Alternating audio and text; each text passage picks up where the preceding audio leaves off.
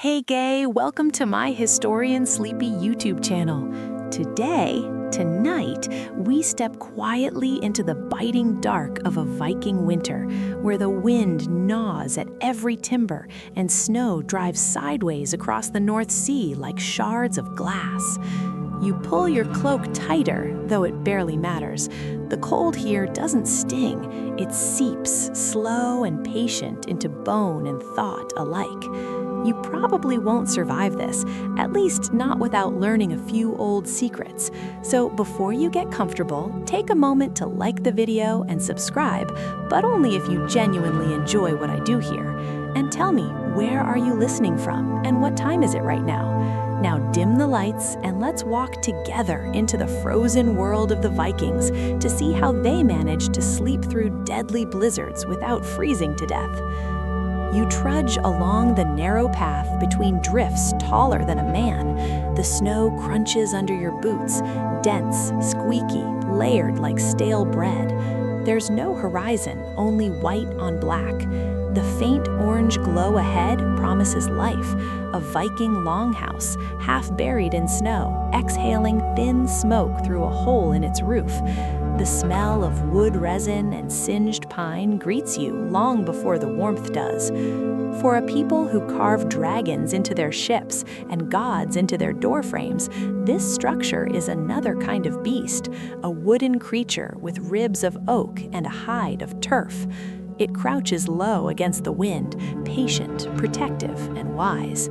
Inside, the first thing you notice is the dimness. Only the flicker of a hearth cuts through the gloom.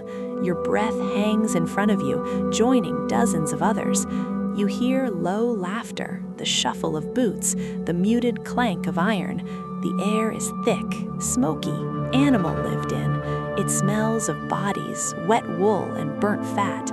And yet, it's safe enough to sleep, even while the world outside is trying its best to erase everything warm and breathing. The Vikings didn't build these halls for comfort in our modern sense. They were fortresses against nature's indifference. In winter, the longhouse became the center of the world, a single shared lung breathing heat and stories. You edge closer to the fire, and someone nods, offering you a seat on a bench covered in reindeer hide. The fur feels rough but warm beneath your fingers, and you realize the trick to surviving here wasn't about fighting the cold.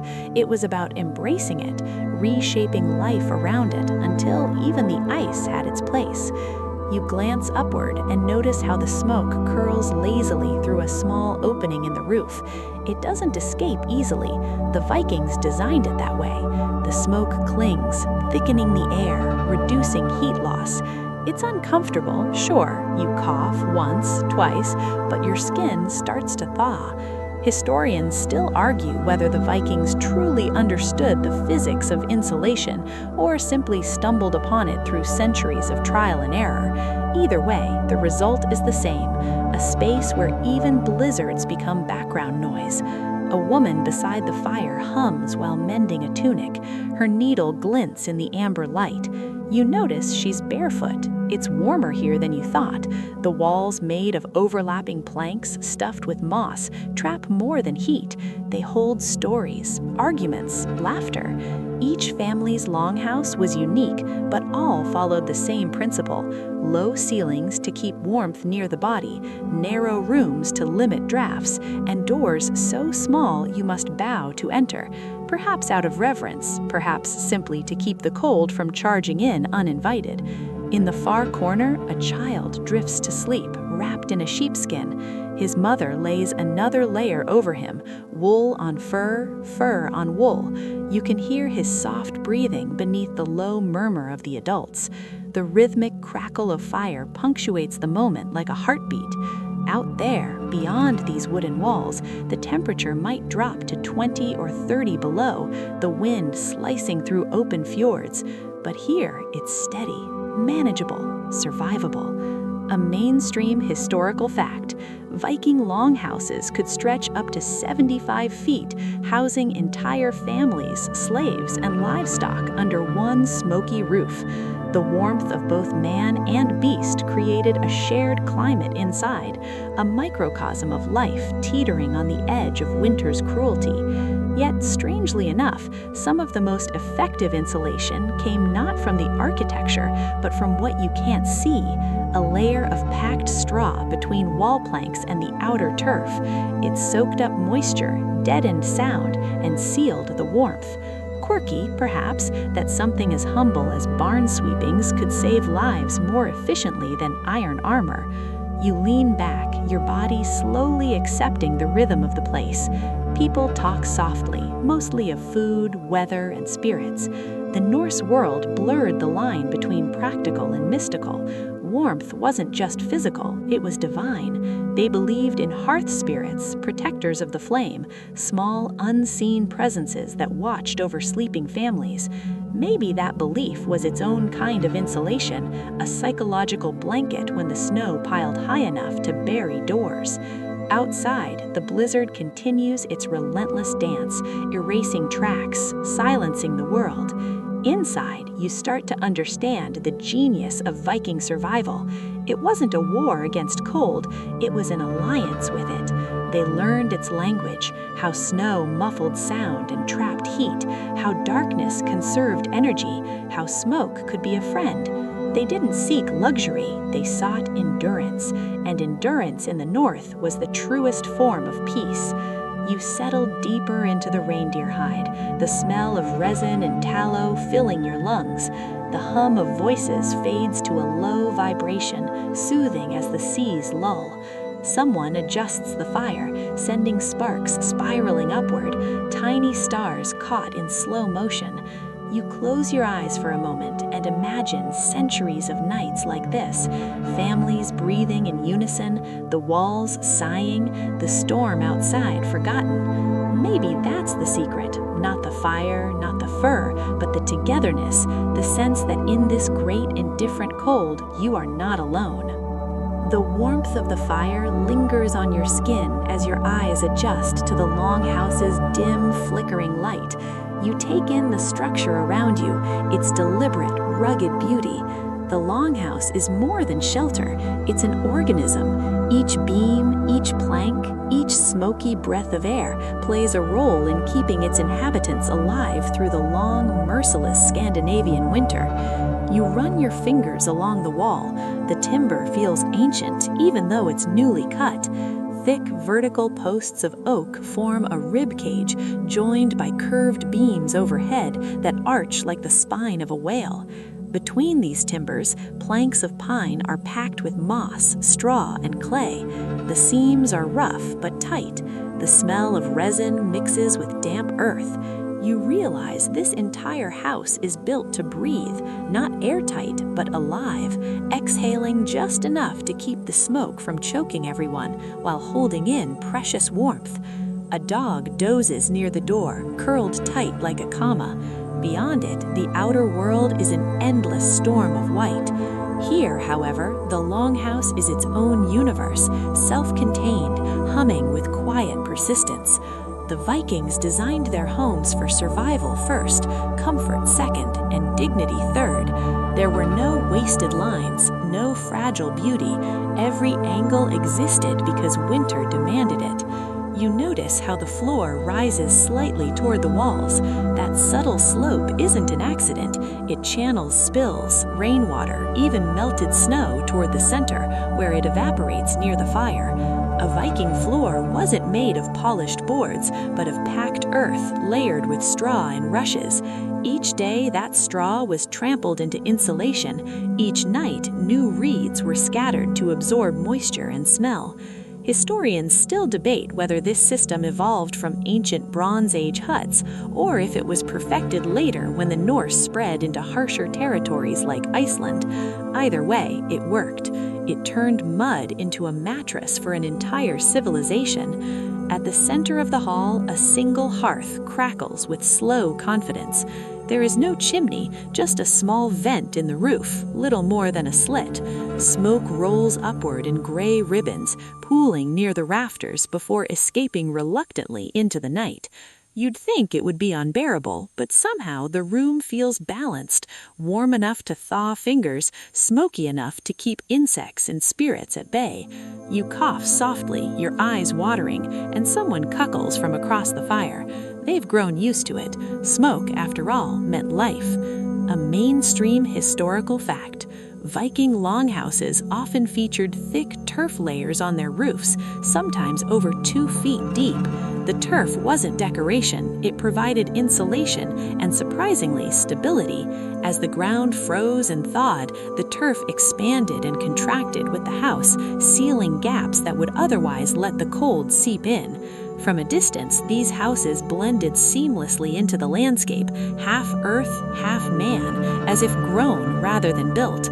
They were shelters camouflaged by necessity. A man near the far end stirs the coals, and for a moment the fire's light flares, illuminating the sleeping platforms along both sides of the hall. They're built from timber planks raised just high enough to avoid in the structure around you, in the craft of human hands against impossible odds. Inside this hall, the snowstorm is merely a rumor. The woman by the fire ladles out portions of soup, handing each to those still awake. The taste is simple, almost bland, but after hours in the cold, it's ambrosia. The salt stings your lips, the steam coats your face, and the warmth seeps down to your stomach like liquid sunlight. You realize that the hearth was never just about heat, it was about nourishment, connection, and continuity. Each bowl passed hand to hand was a reaffirmation. We live, we share, we endure. Above the fire, a bundle of herbs crackles as someone tosses it into the coals. The smell of thyme and juniper bursts into the air, bright and sharp, cutting through the smoke. It feels cleansing, almost ceremonial. The woman smiles faintly, murmuring something about keeping away frost spirits. The others nod as if it's obvious. In a world where winter could erase a village, superstition was simply another form of logic. The fire quiets again, glowing like a heartbeat beneath its blanket of ash. You lie back, letting your eyes drift toward the rafters. The smoke swirls lazily, a slow ghost dancing between beams. You breathe it in, your chest heavy, your limbs drowsy. It's almost comforting, this shared smoky air. It smells of life preserved by compromise, a soft balance between light and darkness. As you close your eyes, the longhouse exhales, wood creaking gently, the storm whispering outside. The hearth's last sparks blink like stars, and in that half-sleep between warmth and cold, you understand every ember is a promise, glowing quietly against oblivion. The storm presses harder against the longhouse walls, but you hardly notice anymore. Inside, the fire has mellowed to a red heart of coals, humming low and steady. The air is thick, fragrant with smoke and animal warmth. You shift slightly, your back pressed against a wooden frame, a sleeping platform, sturdy and surprisingly comfortable for something carved with an axe centuries before your time. According to excavations carried out in Norway and Denmark, these sleeping platforms were usually built from timber planks and packed earth. They stood just a little higher than knee level, enough to stay clear of the damp floor and catch the warmth rising from the central hearth. Each platform could hold several people at once, often entire families, lying shoulder to shoulder beneath layers of fur and wool. The edges were lined with rough beams to keep bedding from sliding off, and sometimes carved with patterns of knots or spirals, a touch of pride amid practicality. You run your fingers over the uneven grain of the plank. It's cool to the touch, though the furs piled atop it radiate stored heat. Reindeer hide, sheep fleece, fox pelt. Every surface here seems to have once belonged to something that walked, breathed, and survived the same cold that now howls outside. You sink into the pile, feeling the soft bristle of fur against your cheek. It smells faintly of smoke, tallow, and life. Few people realize that Viking bedding wasn't just random layers of hides. Beneath the furs, they often spread dried seaweed, straw, or moss to create insulation and absorb moisture. When you think of it, it's genius, nature's version of a thermal mattress, and when the materials grew too damp or smelly, they were burned for kindling, leaving behind nothing wasted. A young man nearby adjusts his bedding, his movements slow and deliberate. He lays a woolen cloak over himself, tucking the edges under his legs. You notice how the layers overlap like the shingles of a roof. Fur against skin, wool over fur, linen on top. He grins faintly, as though he knows you're watching, and says something about how even the gods would envy a warm bed. You laugh softly, and he chuckles back before turning to face the wall, already half asleep. Most scholars agree that the Vikings treated warmth as a communal affair, not a private luxury. Privacy was scarce in a longhouse, personal space a concept that hardly existed. People slept close, family, servants, sometimes guests, sharing body heat as naturally as they shared food or stories. It was not affection so much as physics, an unspoken pact with survival. An unexpected detail unearthed in Icelandic farmsteads shows that sometimes these sleeping platforms were filled with heated stones before nightfall. The stones, pulled from the fire and wrapped in linen, were slipped beneath layers of bedding to radiate slow warmth through the night. Primitive hot water bottles, centuries before the term existed. You picture it now, a child sighing in relief as the heat seeps into his toes, while outside the blizzard rages unchecked. You shift onto your side, the wooden beam pressing lightly against your shoulder. The platform creaks, a soft groan that blends with the murmur of sleeping voices. It's astonishing how alive this place feels, even in stillness. The longhouse breathes in rhythm with its people. A low chorus of snores and sighs fills the dark like a lullaby carved in wood and smoke. The firelight flickers against the beams overhead, revealing soot-dark patterns like constellations. You can almost trace them with your eyes, marks of years of burning, stories written in carbon. The Vikings would sometimes paint these beams with animal blood or pitch to darken them further, strengthening their resistance to damp. There's something strangely intimate about that. Wood and life fused together, holding the weight of sleep. Experts remain divided on whether these beds were truly soft or merely bearable. Some point to remnants of straw-filled mattresses found near burial sites, surprisingly sophisticated, layered with herbs such as yarrow or thyme to repel insects. Others believe the rough planks and furs were all they had. Perhaps, as so often in Norse life, the truth sits somewhere in between, enough comfort to rest, but never enough to forget hardship. You adjust your own position, listening to the distant moan of wind curling through the roof vent. The warmth of the furs begins to cradle you, and you understand how crucial these sleeping platforms were, not merely places to lie down, but sanctuaries of warmth carved from endurance and ingenuity. In the cold north, even sleep was a crafted art. There's a faint sound near your feet, a dog shifting in his sleep, paws twitching as it dreams of hunting. You smile at the thought. In many Norse households, dogs slept at the foot of their owners' beds, both guardians and heaters. Their steady breathing fills the air with a quiet comfort that no fire could match. Outside, the wind changes pitch, a long wail rising, then fading like the voice of the sea itself. Inside, the world narrows to warmth and breath. The packed earth beneath the floor feels distant now, the cold forgotten. The longhouse, for all its roughness, has become a cocoon, half human, half nature, whispering the same secret it has told for 1,000 winters: survive together or not at all. You reach out one last time, your fingers brushing the fur. It's coarse, uneven, imperfect, but it's enough. Enough to hold the night at bay. Enough to remind you that comfort is never a gift. It's something built, earned, and fiercely kept alive. The coals shift in the hearth, glowing faintly like watchful eyes. A log pops, scattering a shower of sparks that drift upward into the haze, like tiny souls ascending toward the roof beams. For a heartbeat, you think of all those who have slept on planks like these, farmers, sailors, children, chieftains, and how each breath, each dream was another act of quiet defiance against the cold. The furs envelop you, their weight gentle and reassuring. The longhouse sighs again, wood settling, wind circling. You close your eyes. The storm outside can howl all at once.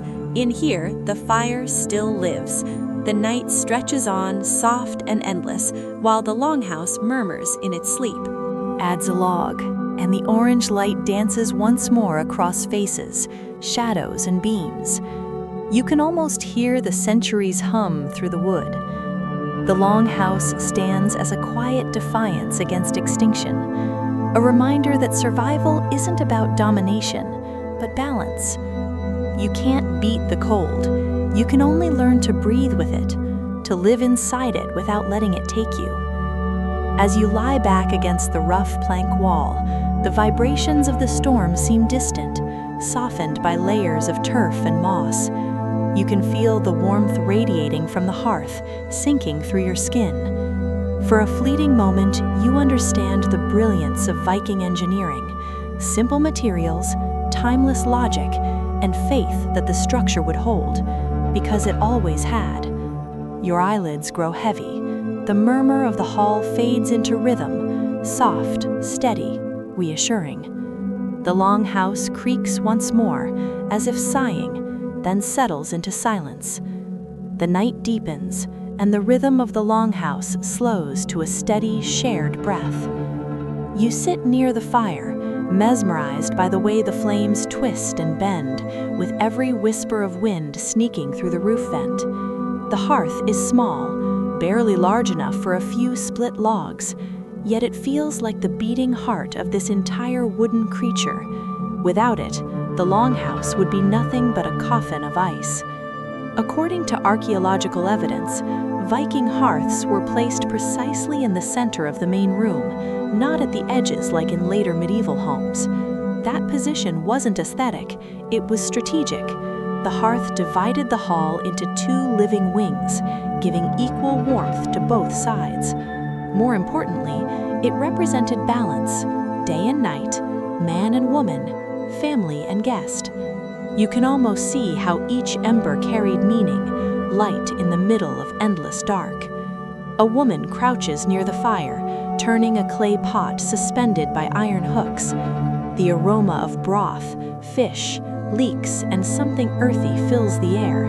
Each hiss of boiling fat sounds like a soft sigh. She stirs with slow patience, the wooden ladle scratching gently against the rim.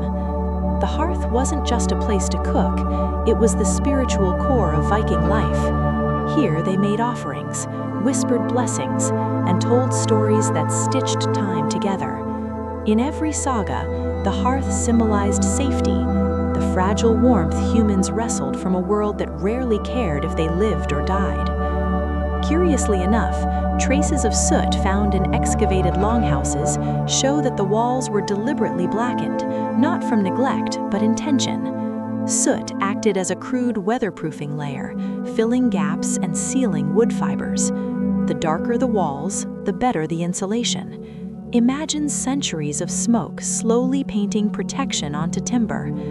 What might look filthy to us was for them a sign of clever survival. You shift closer to the flames, feeling the waves of heat brush your cheeks. The fire burns not in roaring brightness, but in quiet control. That's important. Too much flame meant wasted fuel, and every log here was precious. The Vikings cut and dried wood months in advance. Oak for endurance, birch for a quick spark, pine for resin-rich flame. You can hear the difference in the crackle, the subtle change in sound when one kind gives way to another. The scent shifts too. Birch smoke is sweet, pine sharp and biting. Some researchers continue to debate if these fires ever truly went out in winter.